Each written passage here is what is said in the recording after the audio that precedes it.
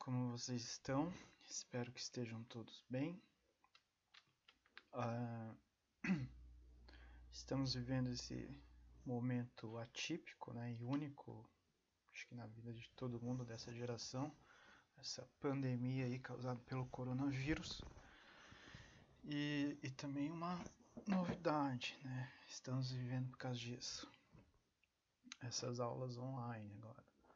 Bom, estamos há um tempão já sem aula.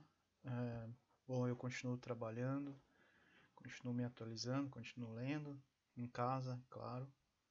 Espero que vocês estejam aproveitando da melhor forma possível, mas também que não tenham deixado os conteúdos escolares de lado, até porque nós não estamos em férias.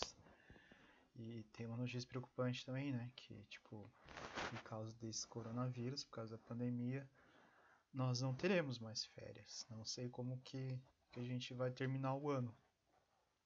Até acho que dia 23 de novembro a gente termina as aulas. 23 de dezembro, desculpa. Até um dia antes do Natal, né? Bom, isso é um outro assunto. O que eu quero falar para vocês. Ah, Nós agora vamos ter essas. Vocês já fizeram, eu já liberei algumas trilhas lá do Conhecimento Positivo On, né? Ou também estava disponível para quem quisesse pegar na escola. Essas mesmas atividades da trilha do Positivo On estavam impressas lá na escola. Pelo Positivo On, eu consigo ver quem fez, quem está fazendo, quais foram as notas. Então eu estou acompanhando tudo isso, isso vai valer nota, né? A gente não vai ter as tradicionais provas, vai ser um pouco diferente, a gente vai ter avaliações, enfim, não sabemos exatamente como isso vai funcionar, mas essas atividades da trilha ali já contarão como atividades que valerão a nota de vocês. Bom, também devemos ter aulas agora que vão funcionar tipo assim, eu gravando, colocando no YouTube, vocês assistindo no celular, no computador, onde for. E mas essas aulas elas também são, como sempre são minhas aulas, voltadas ao conteúdo do LDI. Então, a leitura do LDI, para quem não conseguir acessar essas aulas, também já faz parte e é parte do conhecimento que vocês têm que desenvolver e para seguir adiante, né, para passar de ano e para tirar as notas necessárias para conseguir isso, para conseguir em 2021, se tudo der certo, estar no nono ano. Bom, como conteúdo de ciências do oitavo ano, ele mudou bastante. A gente já havia discutido isso. E começou com física, né, voltado principalmente essa parte de eletricidade. Eu vou fazer nesse primeiro vídeo uma revisão do que a gente tinha estudado até então, que foi até a página 16 do LDI, da página 2 até a página 16. E logo em seguida eu já vou colocar um outro vídeo sobre a aula que vai ser da página 17 do LDI, que é tensão elétrica e geradores. Vou tentar ser mais curto nessas aulas e fazer uma revisão agora também brevemente, ok? Então vamos lá. Quais são os objetivos que nós tínhamos, que nós temos ainda no primeiro bimestre deste ano, primeiro bimestre do oitavo ano? Reconhecer fenômenos elétricos relacionados com os princípios da eletrostática. Identificar os tipos de condutores elétricos e isolantes elétricos, bem como suas características. Compreender os processos de eletrização. Reconhecer elementos de um circuito elétrico, certo? Então, nessa primeira aula, a gente fez aquele experimento lá com o canudo, com o papel, com régua, e a gente fez esse experimento de eletrização, principalmente eletrização por atrito. A gente não fez eletrização estática. Só aí nessa primeira aula foi muito rapidamente assim um pouco da história da ciência relacionado à eletricidade. Então foi lá nos anos 1000 e alguma coisa, que não lembro exatamente. Deixa eu ver se eu consigo achar rapidamente aqui na apostila. Quando Tales de Mileto, aqui ó, 600, foi no século 6 antes de Cristo, tá? Então antes dos anos 2000, ó, muito tempo atrás. Esse grego aqui, que ele era filósofo, matemático, né? Esses gregos assim estudiosos, eles eram de tudo. Ele atritou uma pedra de âmbar, que é uma pedra que tem um material orgânico fossilizado. Ele, ao atritar uma pedra de âmbar num tecido de algodão, na roupa que ele vestia, né? Não era camiseta naquele tempo, lá eram trajes. Ele percebeu que, tipo, atritando aquela pedra de âmbar na roupa dele, essa pedra de âmbar depois ela conseguia atrair objetos. Talvez pedacinhos de papel, ou alguns pelos de animais que haviam lá pela época. E aí, depois disso, passou-se muito tempo, passou mais de 2000 anos praticamente, que um outro cientista, estudioso, no caso William Gilbert, que ele deu continuidade a esses estudos, né? Ele teve acesso lá às informações de que o Tales de Mileto havia atritado uma pedra de âmbar e daí conseguia atrair objetos e deu continuidade a esses estudos. Aí o Charles Duffy entrou com os cálculos já de física, né, e determinou uma lei, a lei Duffy, que a gente vai ver na revisão. Benjamin Franklin, que foi um cara de outro mundo, enfim, ele foi presidente dos Estados Unidos, ele era bombeiro, ele era médico, ele era físico, matemático, que aí também contribuiu com o desenvolvimento das ciências físicas no campo da eletricidade. É dele também, né, os para-raios, né, que também são chamadas de antenas de Franklin. Ele fez um experimento, né, tipo, eu lembro que eu comentei sobre essa pipa aí, e para fazer a condução elétrica de raios que atingiam a pipa, que daí tinha um condutor de eletricidade aqui ligando a um outro condutor que era uma chave de metal e gerava uma corrente elétrica, enfim. Então essa tinha sido a nossa primeira aula, gente, um pouco da história, né, da eletricidade. E uma coisa que, é claro, não é culpa minha, não é culpa de vocês, não é culpa de ninguém, é que como mudou o conteúdo assim de um ano para o outro de ciências, vocês perderam o conteúdo do que são os átomos, que é um conteúdo do sexto ou do sétimo ano, se eu não me engano.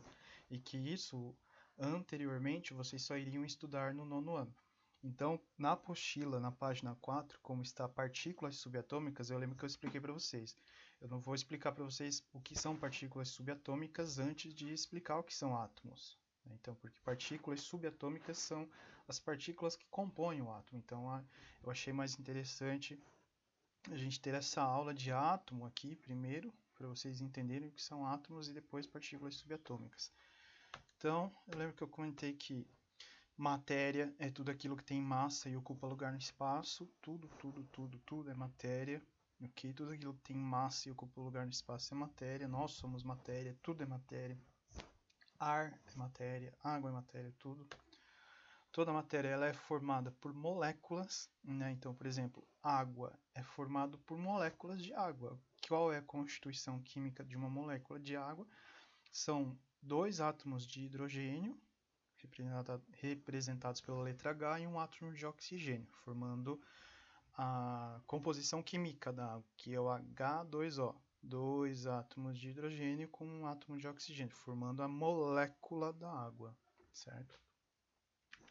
E eu lembro que eu comentei, se nós tivéssemos um microscópio molecular, quando se a gente fosse olhar assim, pegar uma gota d'água e colocar nesse microscópio, nós veríamos essas estruturas aqui, as moléculas que formam a água, mas a gente não vê isso.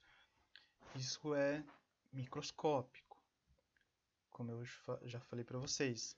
É uma estrutura que nós não conseguimos enxergar a olho nu.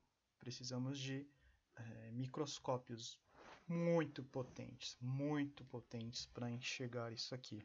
Na verdade, isso aqui não é uma imagem real de microscópio, né? Isso aqui é uma imagem, é um desenho computadorizado, feito em computador, porque a gente não consegue ver dessa forma. A gente vê assim alguns borrões, não tem uma imagem tão nítida assim, ok? Bom, então olha só. Toda molécula ela é formada por partículas minúsculas chamadas de átomos, tá? Então, a molécula da água ela é formada por dois átomos de hidrogênio, um aqui e outro aqui, e um átomo de oxigênio, certo? Bom, uh, um átomo sozinho ele teria esta estrutura aqui. Lembra o nome dessas hastes pretas aqui? Isso aqui é chamado de eletrosfera. E esse interior, lembra o nome disso? Isso é chamado de núcleo do átomo, tá? Então, olha só. Digamos que eu peguei o átomo de oxigênio agora e dei um zoom nele. Aproximei. Então, nós veríamos isto aqui? Não veríamos isto aqui. Outra coisa que eu falei para vocês. Isso aqui é uma representação, tá? Isso aqui é uma representação didática para que nós consigamos entender isto aqui, estudar isto aqui e explicar isto aqui, tá? Não é assim que é formado um átomo, mas vocês não devem se preocupar com isto, certo? Isso aqui, então, vocês vão encontrar em qualquer livro didático, imagens de site, qualquer lugar vai ter isso aqui. Isso aqui representa um átomo. Átomo do que, professor? Eu não sei qual é o átomo que está representado nesta imagem aqui, mas o que eu posso identificar? A eletrosfera, onde na eletrosfera eu tenho os elétrons, representados por essas bolinhas cinzas, e essas outras esferas aqui, que seriam prótons e nêutrons, ok? Bom, a gente vai entender um pouco melhor o que é isso. Então, olha só. Cada material vai ter átomos diferentes que compõem a sua estrutura, né? Então, pregos de ferro, se eles são formados somente por ferro, então eles só vão ter átomos de ferro. Ouro, se for um ouro puro, completamente puro, eles serão formados somente por átomos de ouro, tá? O carvão, se for um carvão mineral puro, vai ser formado só por átomos de carbono. Mercúrio, se for um mercúrio puro, ele vai ser formado somente por átomos de mercúrio. Então, cada material tem sua constituição atômica, tá? Nós somos formados por átomos. Quais? Milhares de tipos de átomos. Nós temos átomos de ferro no nosso corpo, nós temos átomos de carbono no nosso corpo, nós não temos átomos de ouro, nós não temos átomos de mercúrio, tá? Mas carbono e ferro nós temos. Carbono é essencial à vida, tá? Se nós não tivéssemos átomos de carbono, nós não seríamos vivos. Isso é assunto para uma outra aula. Bom, aí eu lembro que eu mostrei essa historinha aqui, né, que antigamente pensava-se que o átomo era a menor estrutura que poderia existir nas matérias, na matéria, em qualquer material, madeira, plástico, ferro, vidro, qualquer coisa. Né? Então, esse filósofo grego aqui, o Demócrito, lá também muito próximo acho que era no século VI, também antes de Cristo, no mesmo século que viveu o Tales de Mileto. Ele acreditava que todos os materiais possuíam uma menor parte, que seria indivisível, né? Então essa parte indivisível aqui, ele deu o nome de átomo, porque no grego, né, o tomos significa divisão e o a significa não, negação. Então, átomo é um material indivisível, que não tem mais divisão, ou seja, a menor estrutura possível, né? Então, nessa imagem que ele, o que será que se eu quebrar essa rocha, o que eu vou encontrar no meio da rocha? Aí ele começou a quebrar, quebrar, quebrava, cansou, aí ele pensou, né? Tipo, tem essa imagem aqui representando os 4 elementos, porque antigamente pensava-se que toda a matéria era constituída pelos 4 elementos: água, fogo, ar e terra. Então ele quebrou, quebrou, quebrou, quebrou, quebrou, quebrou e tipo não conseguiu encontrar isso aqui. Não viu nada disso aqui, né? As partículas começaram a ficar menor, menor, menor, menor. E por mais que ele quebrasse, tipo, ele não encontrava isso aqui. Ele pensava que ao quebrar ele poderia encontrar esses elementos. Ele poderia encontrar água, fogo, terra ou ar. Ele não encontrou nada disso. Então ele pensou, pensou, pensou, pensou, tipo, então essas partículas bem pequenas aqui que eu não consigo quebrar, que é muito pequena para quebrar, vou chamar ela de átomo. Notem que isso aqui era o século VI antes de Cristo. Não tinha tecnologia, não tinha microscópio, não tinha nada disso. Né? Então, é claro que num um grãozinho de poeira dessa pedra aqui, a gente encontra ali milhares de átomos, bilhões de átomos, né? Mas naquela época eles não sabiam disso. Bom, a gente viu um pouco dos modelos atômicos, né? Então a gente tinha um modelo, só que isso aqui é um assunto que merece muito mais atenção em outro momento, não é o tópico dessa aula. Existem vários modelos atômicos. Os mais utilizados é o modelo de Bohr, porque tem as camadas eletrônicas aqui, e o modelo de Rutherford para representação. O modelo de Thomson e o de Dalton não são muito utilizados, mas esse aqui é o modelo mais real, que seria o modelo da nuvem eletrônica, que seria sim um átomo. Né? Então essa região mais escura aqui seria o núcleo atômico, e essa região aqui seria a eletrosfera. Então, bom, como pensava-se antigamente que os átomos eles eram indivisíveis, ou seja, o átomo é a menor coisa que existe no universo. Não existe nada menor do que o átomo. Não existe nada dentro do átomo. Porém, com o desenvolvimento de tecnologia, provou-se que o átomo ele é constituído por partículas menores do que pensava-se que fosse. Então, para essas partículas, deu-se o nome. Deixa eu marcar aqui para vocês. Está em vermelho, vou só passar o marcador de texto. Deu-se o nome de partículas subatômicas. Sub aqui quer dizer que são menores, que estão abaixo. Tá? Se fosse superatômicas, estariam acima. Né? Mas como é sub, estão abaixo, ou seja, são menores. Então, olha só, os átomos eles são formados por partículas subatômicas, como os prótons, os nêutrons, os elétrons, vou deixar eles marcados aqui, os prótons, nêutrons e os elétrons. Agora, essas outras partículas subatômicas eu vou só sublinhar aí embaixo. Os pósitrons, os quarks, os neutrinos e os mesons. Por que eu fiz isso? Porque no 8º ano a gente vai trabalhar com prótons, com nêutrons e com elétrons. Pósitrons, quarks, neutrinos, mesons, vocês vão estudar um pouco no ensino médio e para quem quiser seguir na área de física, de química, daí vai trabalhar bastante com isso aqui. Tá? Então, neste momento o que nos interessa são as partículas subatômicas fundamentais. Partículas atômicas fundamentais. Certo? Que é os prótons, os nêutrons e os elétrons. Para não complicar nessa hora, a gente vai deixar de lado os pósitrons, os quarks, os neutrinos e os mesons. Primeiro vocês devem entender o que são os prótons, os nêutrons e os elétrons.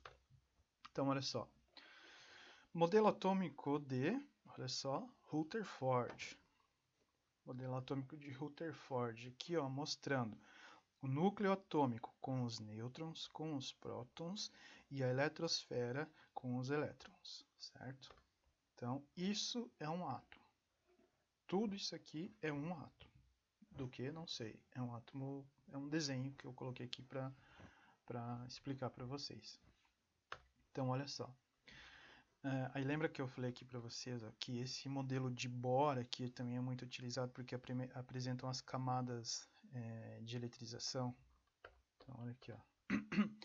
Esse aqui é o modelo atômico de Rutherford, de Bohr, desculpa, apresentando as camadas. São 7 camadas, K, L, M, N, O, P, Q. Onde todos os átomos têm essas camadas? Não. Depende da quantidade de elétrons que você tem na eletrosfera. Né? Então, este átomo aqui, por exemplo, ele só tem 2 camadas, camada K e camada L.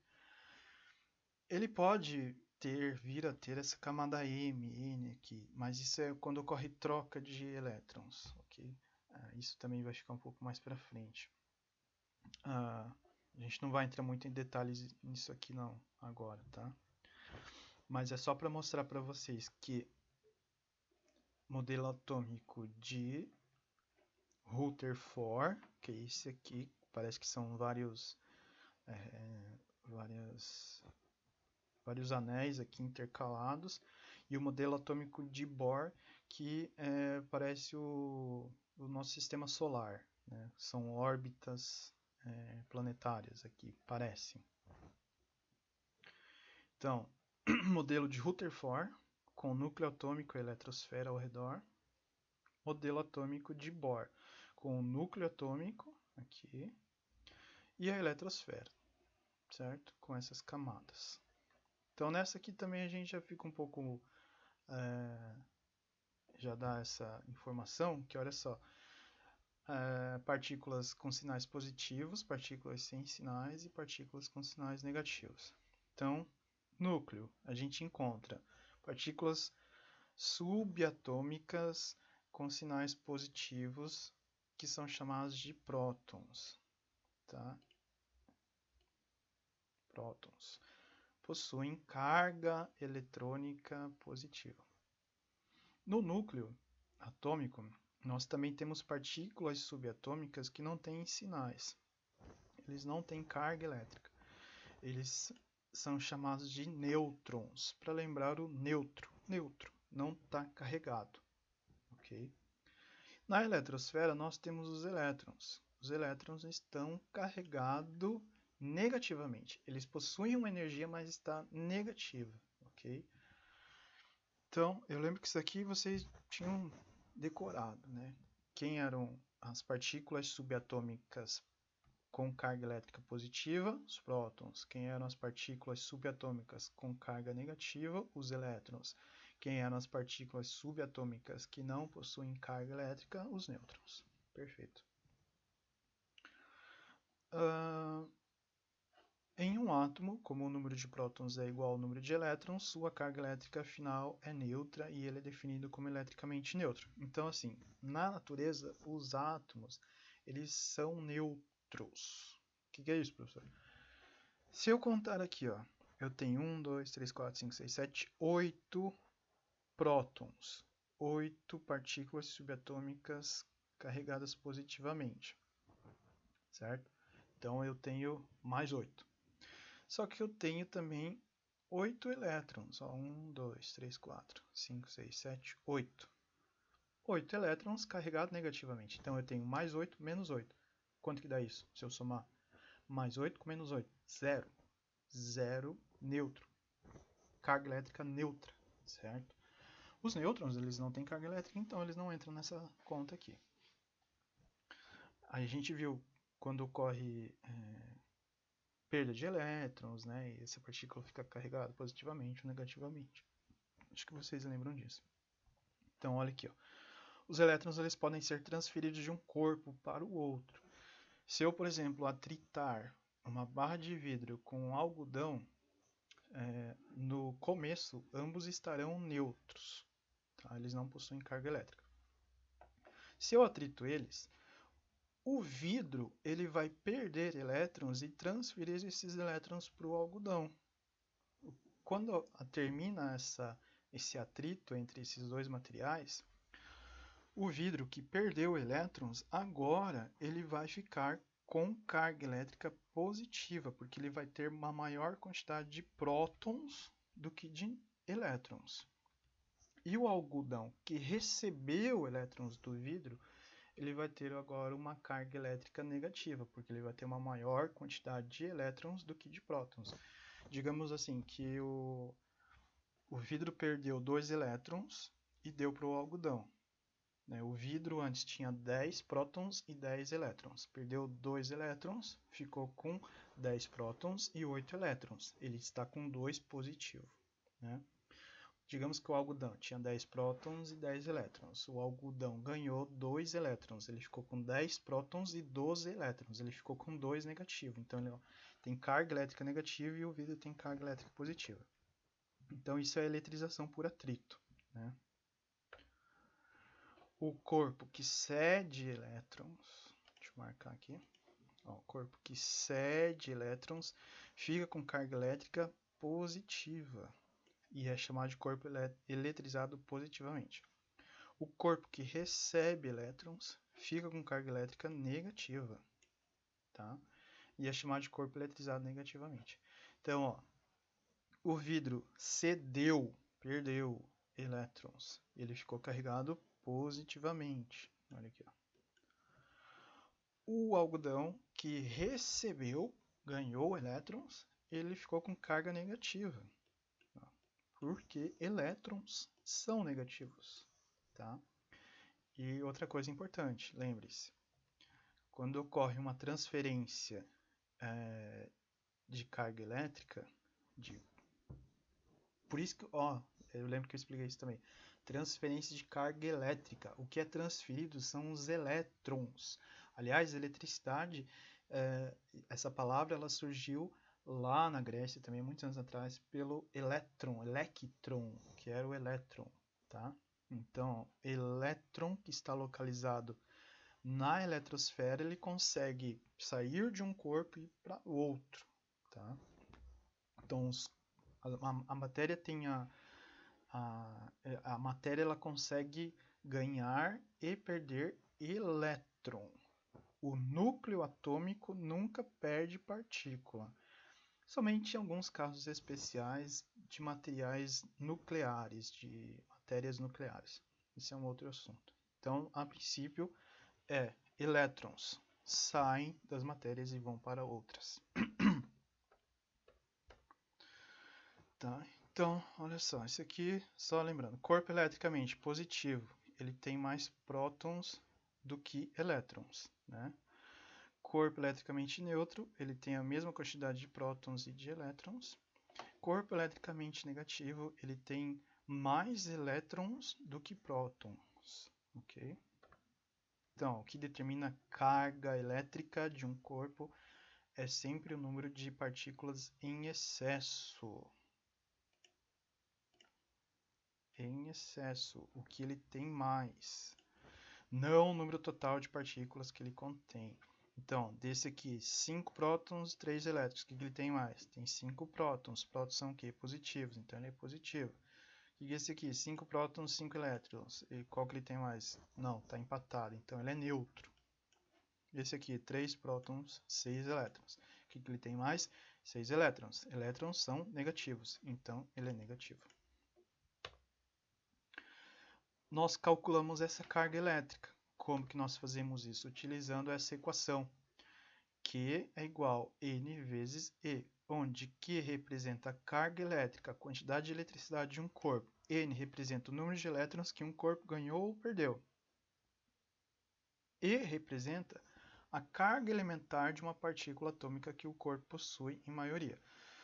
Essa O valor dessa carga elementar ela é uma constante. É 1,6 vezes 10 elevado a menos 19C. O C é de coulombs. Lembra que eu expliquei isso? Eu já vou rever.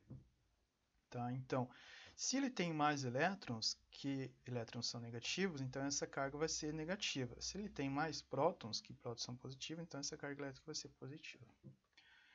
Então, o que é o Coulomb, né? Unidade de carga elétrica do Sistema Internacional de Unidades é o Coulomb. Então a gente tem um Sistema Internacional de Unidades. Eu lembro que eu expliquei muito isso para vocês. Se eu tenho uma garrafa de água, o que eu tenho ali dentro? Eu tenho 1 kg 258 gramas de água? Não é assim que eu falo, né? Eu tenho 1 litro e 250 ml de água, mililitro de água. Se eu vou no mercado comprar um bife, eu quero 700 mililitros de bife? Não falo isso. Eu falo, quero 700 gramas de bife, certo? Então, isso são unidades internacionais.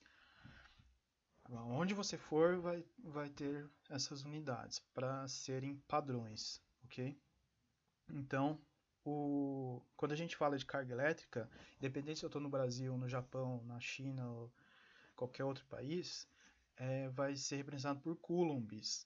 Então eu sempre vou, tantos coulombs, x coulombs, y coulombs. Coulomb foi um cientista, um pesquisador francês, matemático, físico, né? Então ele que trabalhou bastante com eletricidade, e aí para homenagear a Academia de Ciências colocou a nomenclatura, a unidade de carga elétrica como Coulomb, representada pela letra C em maiúscula. Okay? Então, olha só. Carga elementar de uma partícula subatômica, 1,6 vezes 10 a menos 19 coulombs. Ok?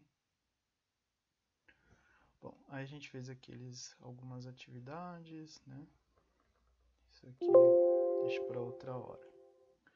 Senão esse vídeo vai ficar muito longo. Aí, vamos lá, rapidão, para também a gente não delongar muito aqui nessas revisões. Princípio da atração e da repulsão, lei de Dufay. Princípio da atração de cargas elétricas. Cargas elétricas de sinais diferentes se atraem. Positivo com negativo se atrai. Princípio da repulsão de cargas elétricas. Cargas elétricas de sinais iguais se repelem. Então, se eu tenho positivo com positivo, eu tenho repulsão. Se eu tenho negativo com negativo, eu tenho repulsão. Se eu tenho positivo com negativo, eu tenho atração. Fácil, né? A grandeza física responsável pela atração e repulsão entre dois corpos carregados eletricamente é chamada de força elétrica. Então, a força elétrica é a capacidade de atração ou repulsão entre duas cargas elétricas. O que são grandezas físicas? São aquelas que podem ser medidas, tá? Ou seja, qual é o meu peso? Aí lembra que eu falei assim, não é peso que a gente fala. Aliás, isso está no segundo bimestre, então a gente vai entender melhor o que é a diferença entre peso e massa. Qual é a minha massa? 85 quilos. Né? Se eu falasse peso, eu teria que multiplicar pela gravidade. Aí daria 850. Peso, eu não lembro qual é a unidade de peso. Mas enfim, são grandezas que podem ser medidas. Tempo, velocidade, aceleração, massa, peso, tá? Força elétrica é uma grandeza física. Exemplo de grandeza física, né? O tempo, a massa de um corpo, comprimento, velocidade, aceleração, força e muitas outras. Então a gente tem a lei de Coulomb, que também a gente não vai trabalhar com ela, não é importante agora. Princípio de conservação das cargas elétricas. Então olha só. Princípio de conservação da carga elétrica afirma que em um sistema elétrico isolado, a soma algébrica das cargas antes e depois de um processo de transferência de energia deve ser a mesma. O que isso quer dizer? Que a carga elétrica não é perdida. Por mais que a eletricidade é perdida, no caso assim, deixar a luz acesa, estou gastando eletricidade à toa, né? Mas assim, para cálculo, para física, isso não é perdido. Então, assim podemos dizer que a carga elétrica não pode ser criada nem destruída, somente transferida entre os corpos. Então, olha só, vamos considerar um exemplo: dois corpos, o corpo A e o corpo B, eletricamente carregados, com cargas elétricas diferentes. Após colocá-lo em contato, as cargas elétricas de ambos serão compartilhadas, como no esquema abaixo. Então, olha só, eu tenho um corpo A que ele tem uma carga negativa de 6 vezes 10 a menos 6 coulombs. Isso aqui quer dizer o quê? Que ele tem mais elétrons ou prótons? Que ele tem mais elétrons. E um corpo representado pela letra B, que ele tem uma carga de menos 8 vezes 10 a menos 6. Isso que quer dizer o quê? Que ele tem mais elétrons. Então, olha só. Só que quem tem mais elétrons, o A ou o B? O B, que ele tem menos 8. O A tem menos 6. Eles estão isolados. Quando se coloca os dois juntos, eles vão entrar em equilíbrio. Tá? É a mesma coisa que colocar um corpo quente com um corpo frio. Se você junta os dois, depois de um tempo, eles vão entrar em equilíbrio. Se você medir se eu tenho... O que eu faço quando eu estou com frio? Se minha mão está protegida no bolso e essa aqui eu tenho que segurar o guarda-chuva, por exemplo, essa aqui vai ficar mais fria, essa que está no bolso está mais quente. Se eu pego essa que está mais fria e faço assim com essa quente, depois de um tempo elas vão entrar em equilíbrio. Elas vão estar com a mesma temperatura, tá? Então, aqui acontece a mesma coisa. Não estamos falando de temperatura, estamos falando de cargas elétricas, tá? Então, elas entram em equilíbrio elétrico. Isso que é muito mais rápido, no caso, também. Então, ó, isso aqui. Ok. Os exercícios eu não vou rever, tá? Senão a gente vai demorar muito tempo. Isso aqui eu passei bem devagar para vocês na aula. Vocês copiaram, muitos não copiaram. A eletrostática. Processo de eletrização.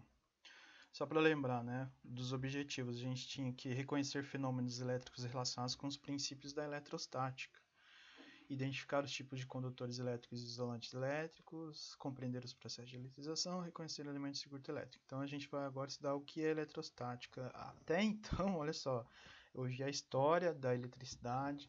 A gente viu que são os átomos, as partículas subatômicas e algumas leis ali, tá? Agora a gente vai ver sobre eletrostática. Eletrostática é a área da física que abrange o estudo das cargas elétricas em repouso. Bastante importante. Em repouso. Vocês já lembram que a gente também trabalhou, a gente estudou a área da física que estuda as cargas elétricas em movimento. Lembram o nome disso? Eletrodinâmica. Tá? A gente vai ver. Mas agora é eletrostática, cargas elétricas em repouso.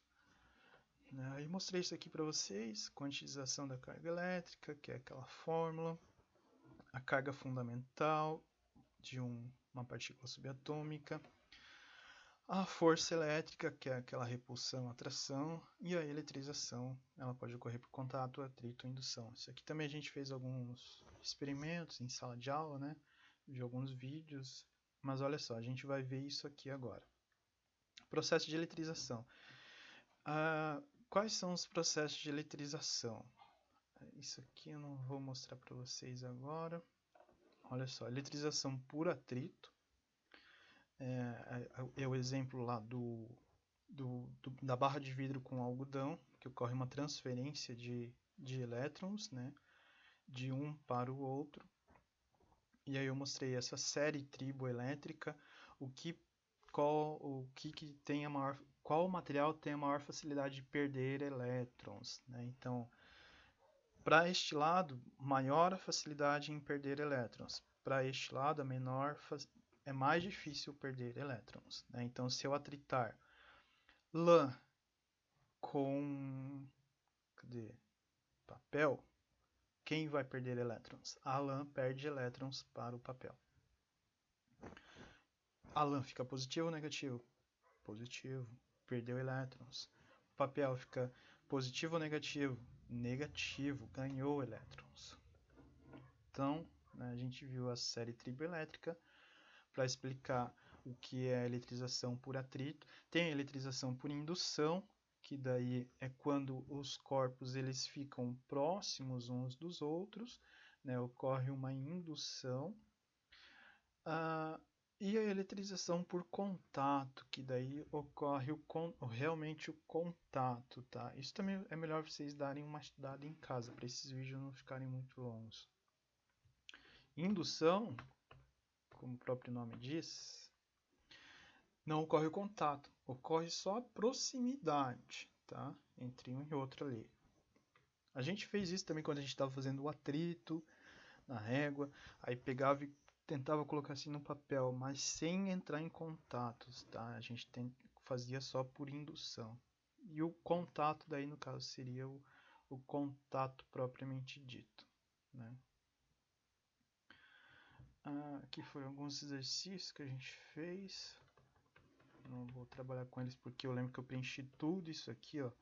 Tive que mostrar, voltar para vocês, porque muita gente não presta atenção, fica conversando. Perdi a explicação.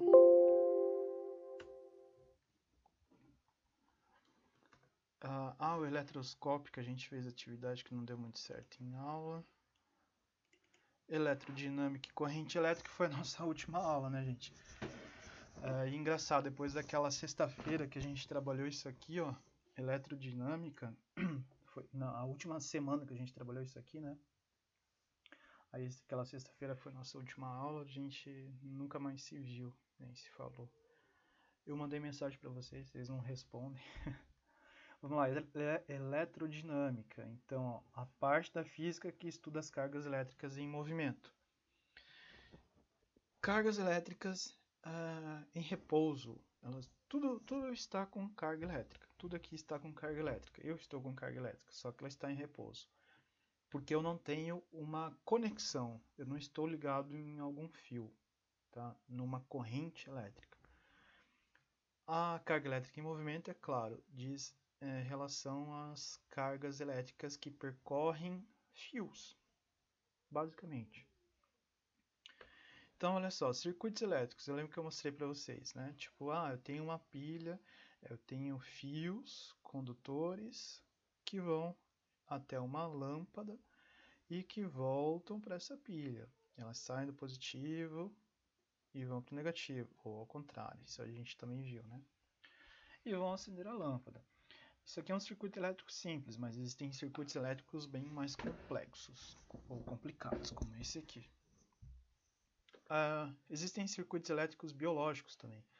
Nosso coração, na verdade, todos os órgãos do nosso corpo eles possuem circuitos elétricos, mas os principais, os mais estudados e conhecidos, são o coração e o cérebro, tá? Então, olha só. E eu lembro que eu mostrei isso aqui.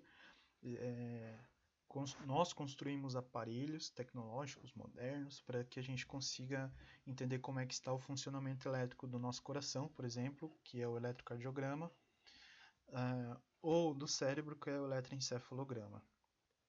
Então, olha só, isso aqui é uma representaçãozinha mostrando as cargas elétricas aqui, né? Isso aqui seriam os fios elétricos. É claro que a gente não tem, isso aqui é só uma representação. E no cérebro também uma representação dos neurônios, transferindo carga elétrica, transferindo informação. Então, os principais objetivos do estudo da eletrodinâmica. Compreender corrente elétrica, resistência elétrica, tensão elétrica e potência elétrica. Nessa aula a gente vai aprender corrente elétrica, a gente vai revisar corrente elétrica, e na próxima aula é aqui, ó, tensão elétrica. Aí na outra é resistência elétrica e potência elétrica. Então, eu lembro que eu mostrei isso aqui para vocês. Corrente elétrica é um fluxo ordenado de elétrons. Se eu tenho dois materiais, o material condutor e o material isolante, vocês já lembram disso.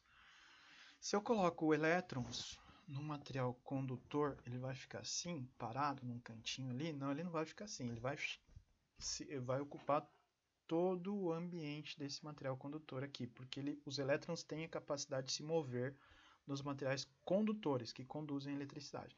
Se eu faço isso no material isolante, se eu coloco elétrons, eu começo a colocar elétrons ali, numa borracha, por exemplo, eles não conduzem eletricidade, eles não conduzem elétrons, os materiais isolantes. Então, os elétrons, eles, em teoria, ficariam parados em algum ponto ali daquele material. Então, olha só, materiais condutores são principalmente metais: ouro, prata, cobre, alumínio, consantã, níquel, cromo, são ligas metálicas, né? Entre outros. Materiais isolantes: borracha, madeira, plástico, cerâmica, vidro. Então, aqui mostrando um fio com material condutor e material isolante. Okay? Então, olha só, circuito elétrico, uma corrente, um circuito elétrico simples, okay? Onde os elétrons vão passar. Aqui eu tenho um disjuntor, ou seja, um botãozinho de ligar e desligar. Se eu ligo esse botão, a lâmpada acende, porque quando eu ligo, né, acendo, assim, eu permito que os elétrons corram aqui, né, que eles percorram este caminho. Se eu fecho aqui, então eu interrompo, os elétrons não passam e eu não tenho eletricidade sendo transformada.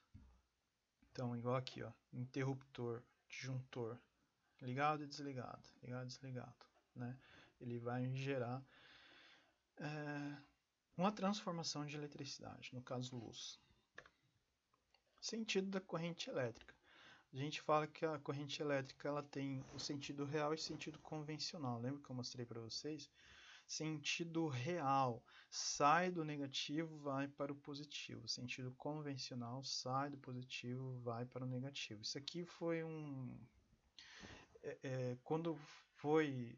quando começou o estudo de eletricidade, se pensava que as cargas elétricas saíam do campo positivo, acompanha a seta azul, e passavam aqui onde deveriam passar e iam para o polo negativo. Só que depois foi comprovado, né, acompanhe pelo sentido real, pela seta verde, elas saem do negativo e vão para o positivo. Ok? Então, olha só, essa imagem aqui é interessante. Sentido convencional da corrente, sai do positivo, vai para o negativo. Se vocês acompanham a imagem, eles estão indo da esquerda para a direita. Se vocês mudam a cabeça, esses elétrons aí, no caso, eles estão saindo aqui, ó, do negativo para o positivo, que seria o sentido real da corrente. Intensidade da corrente elétrica. Então, olha só, quantidade de carga elétrica que passa por algum condutor pelo tempo. É isso aqui que é a intensidade da corrente elétrica. Então, olha só, é a mesma coisa que um fluxo, tá? Imagine que isso aqui fosse uma imagem em movimentação. É claro que é uma imagem de um congestionamento, mas imagine que isso aqui estivesse funcionando, estivesse andando, né? Onde eu tenho um fluxo maior? Aqui, no sentido daqui para lá, ou nessa outra pista, nesse sentido que vem lá do fundo para cá. Aqui a gente pode até contar 1, 2, 3, 4, 5, 6, 7, 8, 9, 10. 10 carros passando aqui por minuto. Aqui eu teria 200 carros passando por minuto, sei lá. Então, é um fluxo, diz em relação ao fluxo, tá? Então, ó, quantidade de carga elétrica que passa por algum condutor pelo tempo. Então, se eu pegasse um cronômetro e se uma pessoa ficasse aqui, ó, deixa eu marcar aqui. Se tivesse uma pessoa aqui, contando os carros que passam nesse sentido, e uma outra pessoa aqui nesse barranco aqui, ó, contando os carros que passam nesse sentido, por um minuto, num cronômetro, eles tinham que marcar. Em um minuto passou 114 carros, e aqui em um minuto passou 28 carros. Aonde o fluxo é maior? Nesse sentido. Né? Então, ó, intensidade da corrente elétrica é a quantidade de carga elétrica pelo tempo. E a gente consegue fazer isso? Deixa eu pegar o fio aqui do ventilador. Eu vou abrir o fio do ventilador ou o fio aqui do fone que eu estou usando. Deixa eu abrir isso aqui e vou contar quantos elétrons passam aqui. Não, elétron, é partícula subatômica, a gente não vê, tá? Mas por cálculos matemáticos, nós conseguimos chegar num valor próximo a quantos elétrons estão passando ali. Então, olha só, a gente usa uma regrinha matemática que é essa fórmula aqui, ó, a intensidade da corrente elétrica é estabelecida pela seguinte relação. I representa a corrente elétrica, tá? Ó, a intensidade da corrente elétrica é igual ao ΔQ pelo ΔT, que é o fluxo da carga elétrica que passa pelo fio, e T é o intervalo de tempo. Tá? O delta é uma letra grega muito utilizada em representações matemáticas que indica variação de uma grandeza. Ou seja, aí a diferença, eu tenho que somar. Então, olha só. Vamos por partes, espera aí. Então, o que é o I? O I, a gente, por relação matemática, é o Coulomb dividido por segundo. Tá? Isso representa o ampere. Então, quando a gente está falando de corrente elétrica, a gente fala em ampere.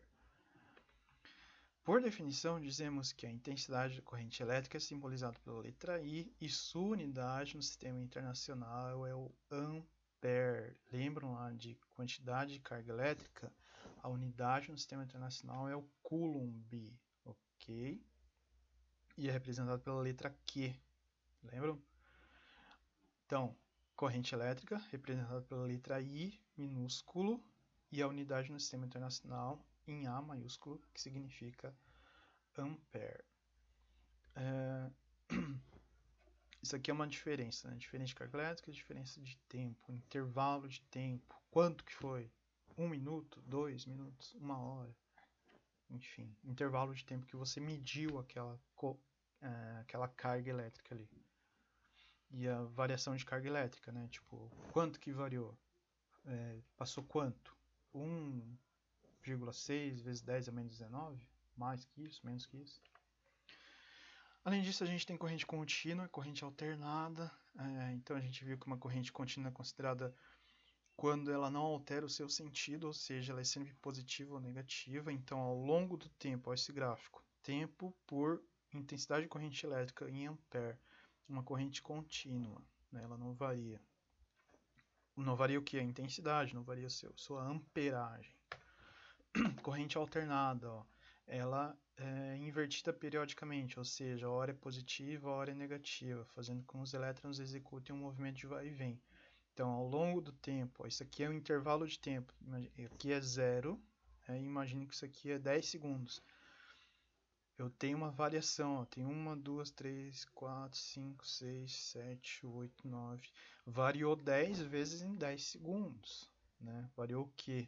Variou a intensidade da corrente elétrica. Então, ela é uma corrente alternada. E aí ela variou. Qual foi a variação? Aí a gente tem que saber os valores aqui negativos e os valores aqui positivos. Bom, aí isso aqui eram alguns exercícios que a gente fez e os efeitos da corrente elétrica, né? Quando a corrente elétrica ela passa por um fio condutor, podemos visualizar alguns efeitos, que são eles: efeito térmico ou efeito Joule. Ó. Esse efeito Joule é bem importante. Meu cachorro começou a latir, tá? Desculpa aí. O efeito Joule aqui, Joule foi um cientista, né? Um físico. Ele estudou alguns fenômenos relacionados ao calor. A gente vai estudar um pouquinho mais para frente ali o efeito Joule. Então, olha, intensidade o sentido da corrente elétrica, que é o I representando a intensidade da corrente elétrica, onde a gente encontra alguns. Isso aqui seria assim um material que apresenta tanto materiais condutores quanto materiais isolantes. E aí o elétron ele não consegue passar diretamente aquilo ali, não consegue passar assim rapidão. Como ele vai encontrar algumas barreiras, alguns materiais isolantes, quando o elétron passa, ele bate ali, ele pode ficar preso, como está sendo mostrado aqui, ó. Tá vendo aqui nesse tracinho azul? Ele está fazendo um caminho bem torto, né? Ele não está fazendo um caminho reto. Quando ele começa a bater nesses materiais aqui, ele gera calor, tá? Então, efeito térmico ou efeito Joule. Onde que a gente encontra isso e por que a gente utiliza isso? Chuveiro. O que tem dentro do chuveiro? Bom, não sei se já aconteceu na casa de vocês, mas na minha já.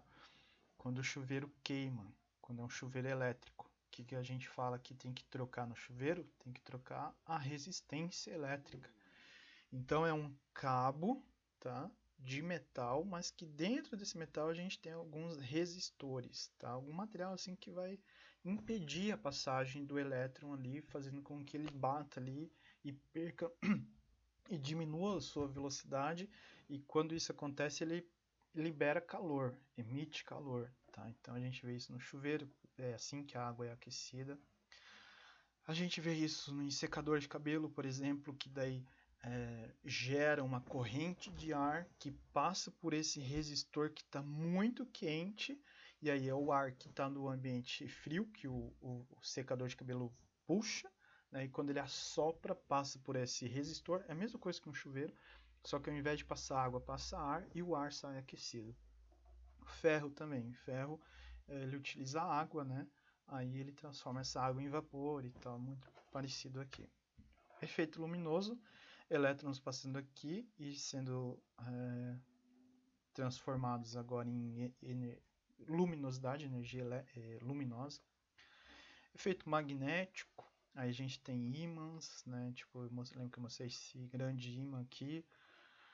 Portas com fechaduras eletromagnéticas e tecnologia de ponta, trens magnéticos, né? Esses trens aqui eles não têm trilho, tá? Não tem rodas. Eles ficam suspensos, são trilhos magnéticos. Então você liga ali, você tem uma diferença de carga elétrica que vai, como são cargas elétricas de sinais iguais, né? Imagine que são cargas elétricas positivas. Lembrem-se da lei de atração e repulsão. Quando eu tenho sinais iguais, eles atraem-os e repelem. Quando eu tenho sinais iguais, eles se repelem. Então, imagine embaixo desse trem aqui, ele tem um gerador que está produzindo carga elétrica positiva, e aonde tem os trilhos, tem o caminho onde esse trem passa aqui, também tem gerador produzindo carga elétrica positiva. Então, positivo com positivo ele se repele, né? Só que ele não consegue sair voando, ele fica aqui. E aí ele consegue ir muito rápido. Bom, e fechando por aqui a aula, eu vou gravar uma outra aula para a gente agora estudar tensão elétrica, ok? Vejo vocês logo mais.